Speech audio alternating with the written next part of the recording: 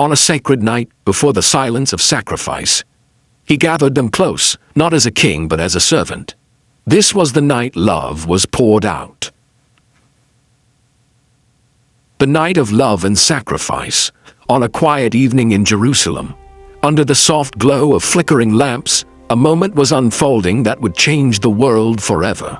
This was not just another night. This was the beginning of the greatest act of love humanity would ever witness. Jesus Christ knew what was coming. The pain, the betrayal, the sacrifice. And yet, he chose to love anyway. Inside an upper room, a table was prepared, simple, yet sacred. The disciples gathered around, unaware that this would be their final meal with their master.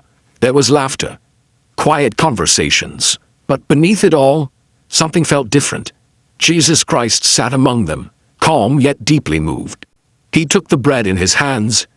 He looked at them, one by one, as if trying to etch their faces into his memory. Then he broke the bread.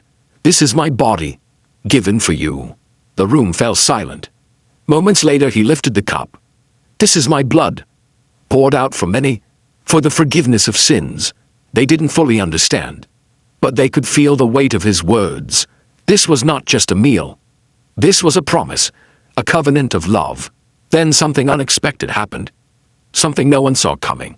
Jesus Christ stood up from the table. He removed his outer garment, wrapped a towel around his waist, and poured water into a basin.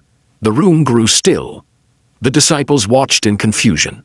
Then, the master knelt down. One by one, he began to wash their feet. Dirty feet, worn from walking dusty roads. The King of Heaven, serving his followers.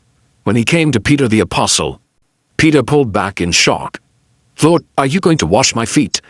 There was discomfort in his voice, even resistance. "You shall never wash my feet." But Jesus looked at him, with love and patience. "If I do not wash you, you have no part with me." Those words pierced Peter's heart. Suddenly, everything changed. "Then, Lord, not just my feet, but my hands and my head as well." In that moment, they began to understand. Greatness is not in power, it is in humility, it is in service. As the night deepened, a heavy silence filled the room. Then, Jesus spoke again. "One of you will betray me." The words struck like thunder. The disciples looked at one another, confused, afraid. "Is it me, Lord?" Each one asked, one by one. But among them sat a man hiding a secret, Judas Iscariot. He had walked with Jesus, listened to his teachings, witnessed his miracles, and yet his heart had drifted quietly. Jesus revealed the truth. What was about to happen could not be stopped, not because he was powerless, but because he was willing to give himself for the world. In the midst of sorrow, Jesus gave them something to hold on to, a command that would echo through generations. "A new command I give you. Love one another. Just as I have loved you, you must love one another." Not a love of convenience, not a love of words only, but a love that serves, a love that sacrifices, a love that endures. This was the mark of his followers, not power, not fame, but love. After the meal, they left the room and walked into the night. The air was cool. The city was quiet.